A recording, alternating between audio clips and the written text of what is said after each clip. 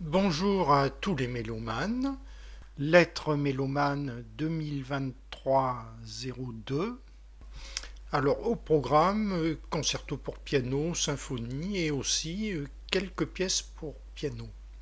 Nous commençons par Barison Péteris 1904-1947, un compositeur que nous découvrons sur critiquemusicale.com. La Rhapsodie lettonne pour piano-orchestre datant de 1945. Alors c'est une œuvre, je dois l'avouer, qui ne m'a pas séduit. Elle oscille entre des parties qui sont d'un mélodisme ultra simpliste, notamment exposées au basson, et de nombreux passages dissonants. Alors l'ensemble apparaît moderniste, au mauvais sens du terme, bien que l'œuvre soit toujours tonale, ce qui est le cas de nombreuses œuvres modernistes. Quelques passages cadentiels du soliste sont d'une certaine attractivité, notamment dans la dernière partie.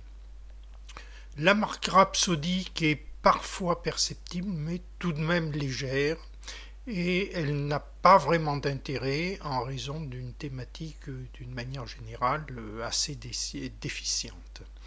On peut retenir quelques passages qui sont parfois excellents et qui montrent les capacités réelles du compositeur, mais de manière très sporadique.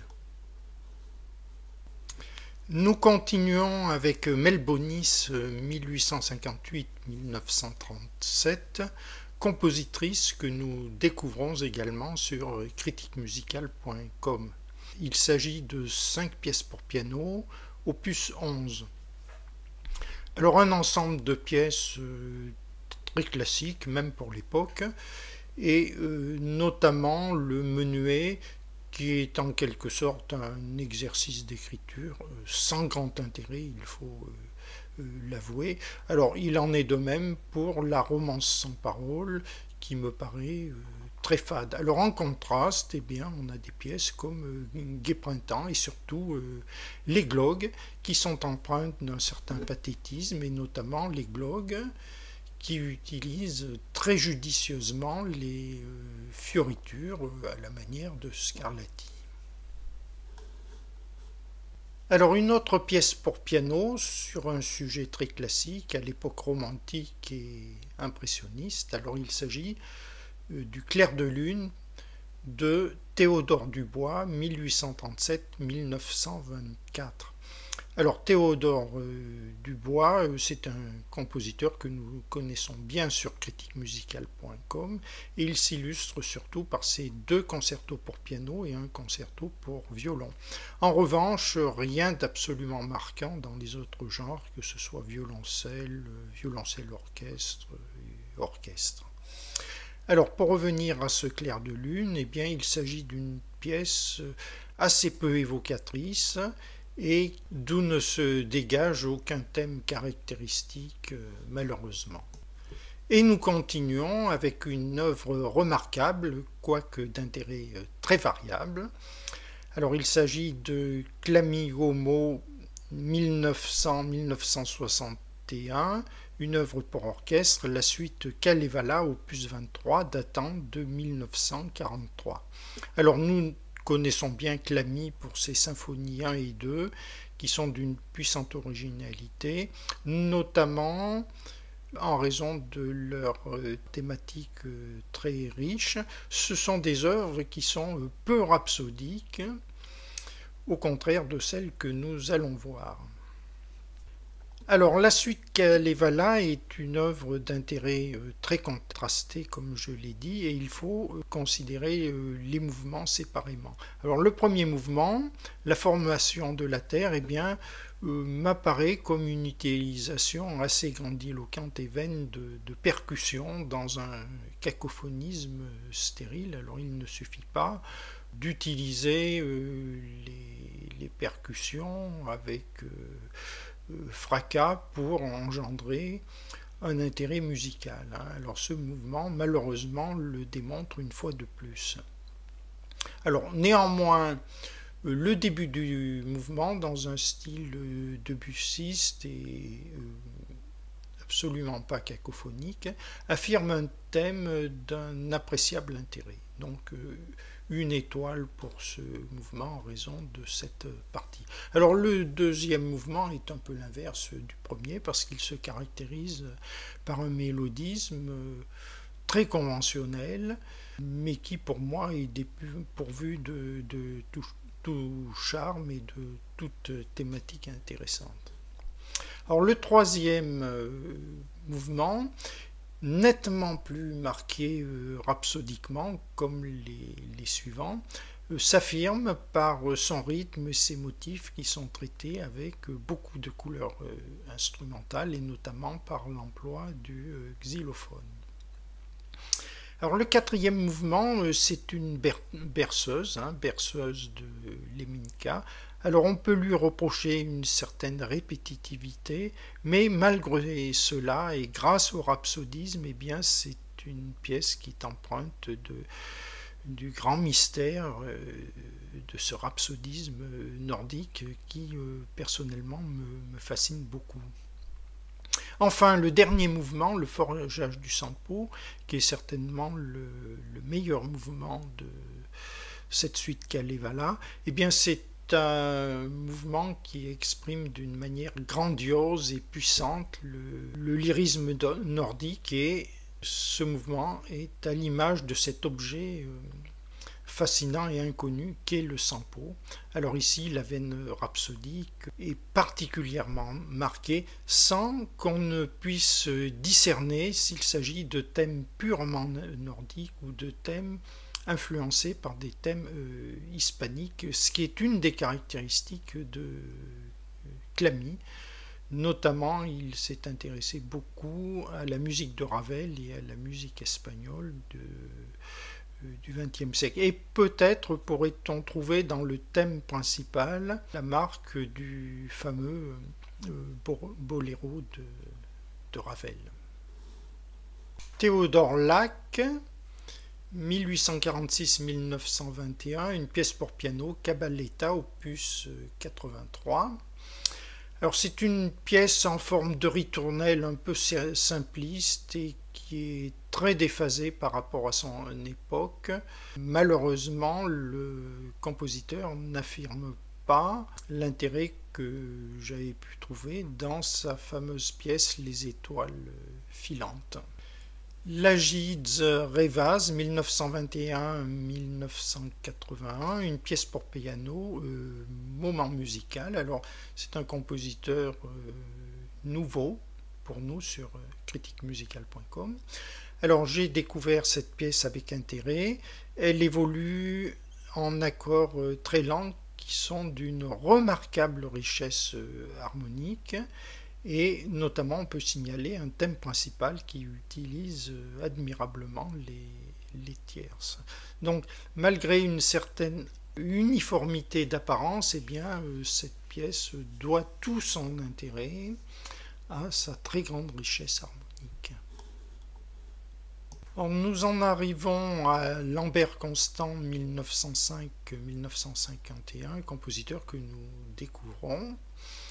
Un concerto pour piano et 9 instruments datant de 1931. Alors c'est un concerto très original qui pourrait se situer dans la lignée des concertos de Ravel par exemple, ce n'est qu'un exemple. Alors l'ensemble évolue selon une rythmique rapide et uniforme, mais qui est cependant rompue par de très nombreux contretemps qui créent des effets surprenants. Très surprenant également et très réussi, eh bien, ce sont les effets orchestraux dus à l'ensemble des 9 instruments, parmi lesquels dominent les clarinettes et parfois la flûte dans le deuxième mouvement. Alors Constant Lambert crée des effets très subtils qui pourraient paraître des effets provoquants, mais c'est une provocation très maîtrisée. Grâce à des interjections, des motifs instrumentaux dans l'aigu, des effets qui ne sont jamais désagréables, bien au contraire. Malheureusement, les parties lentes Un peu à l'instar du deuxième mouvement du concerto en sol de Ravel, eh bien, nous plonge dans une léthargie un peu mortifère. Il faut signaler également à l'actif de ce mouvement eh bien, une structure tout à fait originale, et notamment un troisième mouvement qui s'apparente plutôt à un second mouvement lent et qui s'oppose à la tradition du troisième mouvement rapide de concerto. Nous continuons avec Lyapunov Sergueï, 1859-1950. Alors Lyapunov, un compositeur que nous affectionnons particulièrement sur critiquemusicale.com pour de nombreuses œuvres éblouissantes, la fantaisie sur des thèmes ukrainiens notamment, mais aussi donc d'autres œuvres pour piano orchestre, pour piano solo, comme ses études transcendantes. Et malheureusement ici, eh bien, il va s'avérer très décevant dans cette ouverture solennelle sur des thèmes russes, opus 7, datant de 1886. Alors c'est une œuvre qui pourrait rappeler la fameuse Zelazova Vola, mais qui est d'un intérêt thématique bien moindre. Elle pourrait rappeler aussi la fantaisie sur des thèmes ukrainiens parfois, mais aussi là, l'intérêt thématique n'y est pas en comparaison. Et en plus de cela, eh bien, une orchestration qui paraît trop fournie et qui vire parfois au cacophonisme, notamment dans l'amplification finale. Alors à l'actif cependant, eh bien, un second thème qui est plus affirmé que le thème principal, donc second thème à la flûte et un crescendo central d'un certain intérêt.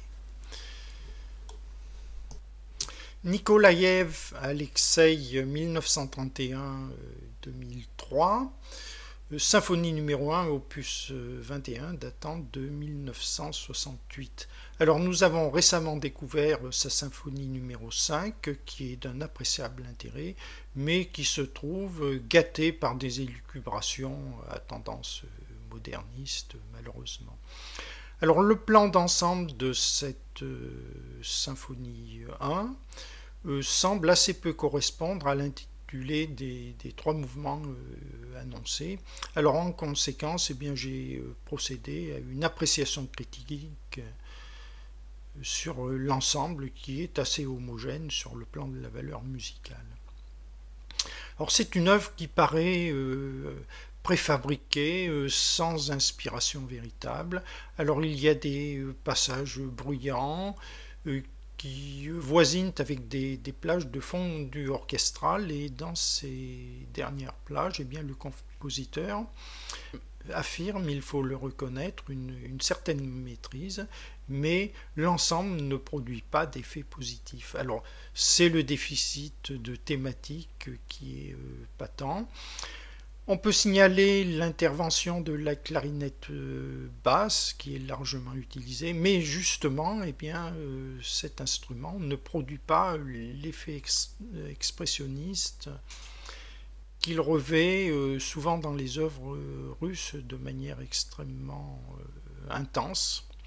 Donc en définitive, eh bien, je dirais une œuvre qui ne présente pas vraiment d'excès moderniste, mais qui se caractérise surtout par un déficit thématique. Et nous en arrivons à l'œuvre revisitée, César Franck 1822-1890. César Franck qu'on ne confondra pas avec Édouard Franck, qui est aussi un très grand compositeur. Alors il s'agit ici de la fantaisie pour orgue en La, datant de 1878. Alors, magnifique fantaisie, qui apparaît extérieurement assez pâle, mais une audition approfondie eh bien, révèle une thématique très riche, et il faut être très attentif au déroulement de ces thèmes pour vraiment apprécier le charme discret des mélodies de Franck en général d'ailleurs. Alors comme chez Wagner, eh bien ici, la lenteur permet une sorte de délectation musicale suprême qui est une qualité majeure. Alors en première partie sont exposés 2 thèmes lents qui sont presque figés jusqu'à un motif central impérieux qui précède la reprise des thèmes initiaux. Donc voilà pour cette lettre mélomane 2003-02. Je vous remercie de m'avoir écouté.